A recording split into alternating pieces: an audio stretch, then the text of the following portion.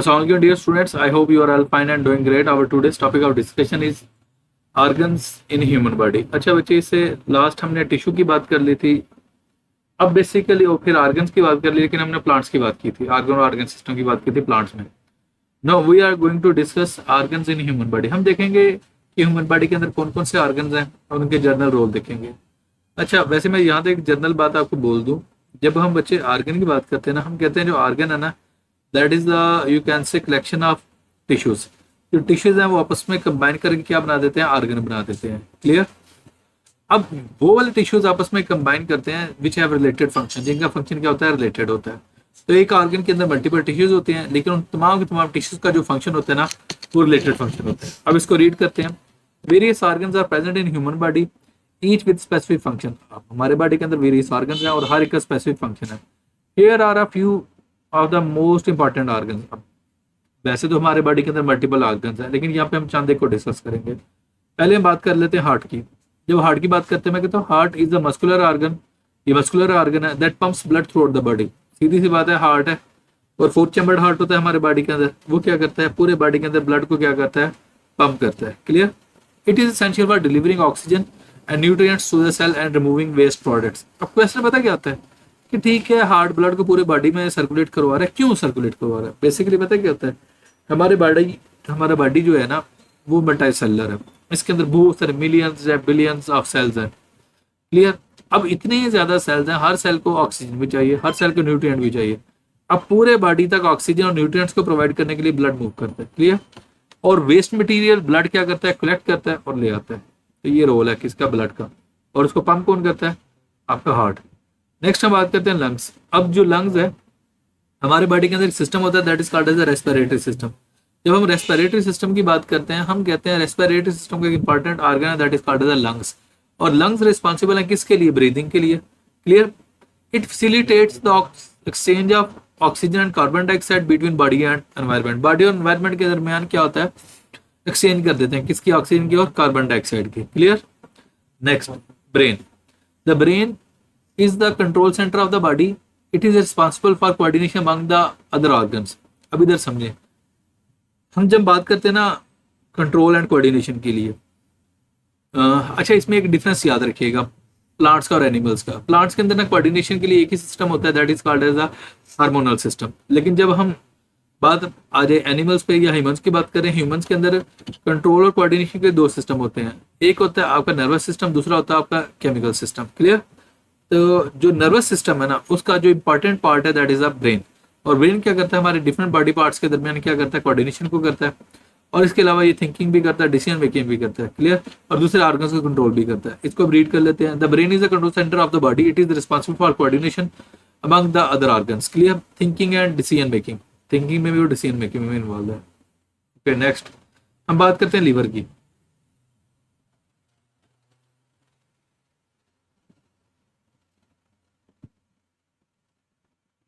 Liver. The liver performs many vital functions including filtering blood, producing bile and storing glucose. Clear.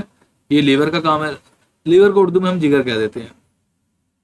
ये vital function perform कर रहा है. कैसे कर रहा है, ब्लड को फिल्टर कर रहा है, बाइल को प्रोड्यूस कर रहा है. अब बाइल क्या चीज है, बाइल एक इसकी सेक्रेशन है जो लीवर प्रोड्यूस करता है और वो किस में डाल दी जाती है, डाइजेस्टिव सिस्टम में. और वहां पे जाके वो क्या करती है, मल्टीप्लिकेशन ऑफ लिपिड्स. लिपिड्स को छोटे छोटे ड्रॉपलेट्स में ब्रेक होने में हेल्प आउट करता है.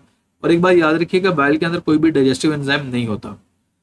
अच्छा, एंड स्टोरिंग ग्लूकोज. और लीवर के अंदर ग्लूकोज भी स्टोर होता है, लेकिन किसकी फॉर्म में स्टोर होता है, ग्लाइकोजन की फॉर्म में स्टोर होता है. क्लियर. ये मैंने लीवर की बात कर दी. नेक्स्ट मैं बात करता हूँ किडनी की. जब हम किडनी की बात करते हैं, the kidneys are responsible for filtering waste products from the blood and producing urine. दो काम कर रहा है, एक तो वेस्ट प्रोडक्ट को फिल्टर कर रहा है ब्लड से और दूसरा यूरिन प्रोड्यूस कर रहा है. क्लियर. अच्छा, ये जो हम कहते हैं ना हमारे बॉडी से यूरिन प्रोड्यूस हो रहा है, जो यूरिन प्रोड्यूस होता है ना, वो पता है किसको एक्सक्रीट करता है हमारे बॉडी से, यूरिया को. लेकिन एक बात याद रखिएगा, जो यूरिया है ना वो किडनी के अंदर बनता नहीं है. यूरिया बेसिकली बनता है उसके अंदर, लीवर के अंदर बनता है. फिर कैसे किडनी को भेज दिया जाता है और किडनी क्या सकता है पूरे बॉडी से बाहर निकाल देते हैं इसे. नेक्स्ट है स्टोमिक. अब स्टोमिक को हम मैदा कहते हैं, आपको सिंपल से पता है. और stomach is the muscular organ that breaks down food using digestive enzyme. ये डाइजेस्टिव एंजाइम्स को ब्रेक करने में इन्वॉल्व, डाइजेस्टिव एंजाइम प्रोड्यूस करके फूड वगैरह को ब्रेक करता है. अच्छा, सिर्फ ये एंजाइम्स प्रोड्यूस नहीं करता, ये एंजाइम्स तो प्रोड्यूस करता ही करता है, साथ ये physical activity mixing and churning का फूड भी करता है, बल्कि फूड को उसके साथ मटेरियल के साथ मिक्स भी करता है। क्लियर, ये है स्टमक की बात। नेक्स्ट है intestines. The intestines are long tubular organ. अब आपको पता है हमारे बॉडी के अंदर दो इंटेस्टाइन होते हैं, one is a small intestine, other is a large intestine. Clear, okay, ये ट्यूबुलर होते हैं और ये फूड के डाइजेशन और न्यूट्रिएंट्स के एब्जॉर्प्शन में इन्वॉल्व होते हैं। Clear.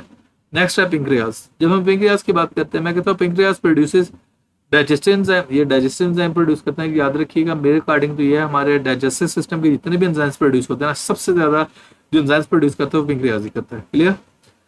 It also produces hormone such as insulin and glucagon. और ये दो हार्मोन प्रोड्यूस करता है जिसे हम कहते हैं इंसुलिन और ग्लूकागॉन। इंसुलिन क्या करता है, हमारे बॉडी के अंदर ग्लूकोज के लेवल को डाउन करता है, और ग्लूकागॉन क्या करता है, ग्लूकोज के लेवल को अप कर देता है। क्लियर, यहां तक मैंने ये बातें कर दी। नेक्स्ट जो है that is the stomach and organs as an organ. अब हम स्टमक को जरा डिटेल में देखेंगे, लेकिन एज अ ऑर्गन, कि ऑर्गन के तौर पर वो कैसे है, इसको हाईलाइट कर लेते हैं।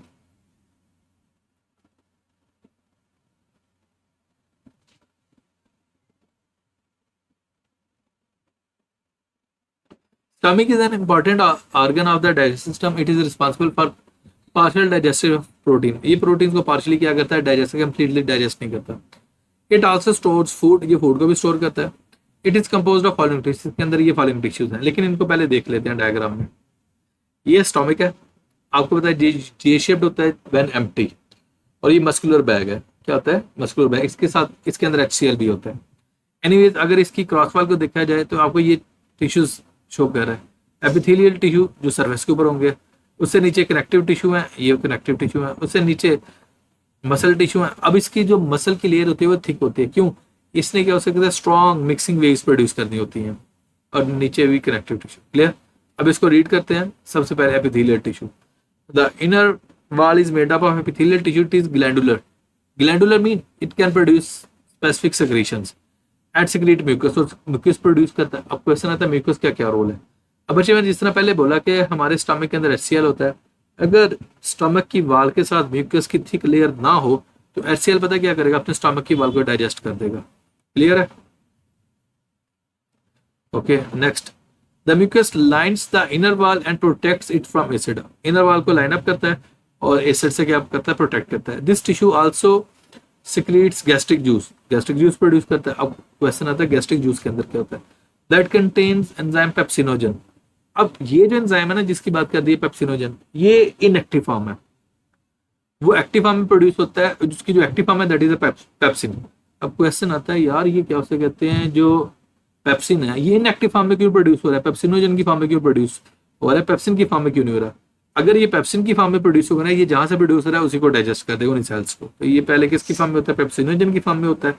तो जैसे स्टमक के अंदर आता है तो फिर जैसे HCl के एक्सपोजर में आता है, तो HCl के एक्सपोजर में आके ये क्या करता है, एक्टिवेट हो जाता है, कन्वर्ट हो जाता है पेप्सिन में। Is it clear.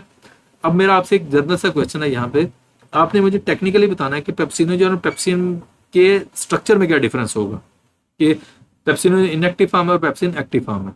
और मैं वैसे बता दूं, ये जो हम टॉपिक कर रहे हैं ना, स्टमक एज एन ऑर्गन, ये लॉन्ग क्वेश्चन के पॉइंट ऑफ व्यू से इंपॉर्टेंट है। क्लियर। और ऊपर जो मैंने आपको बताया था ना, ये जो डिफरेंट ऑर्गन, वो शॉर्ट क्वेश्चंस आएंगे। एनीवेज, नेक्स्ट कनेक्टिव टिश्यू की बात करते हैं।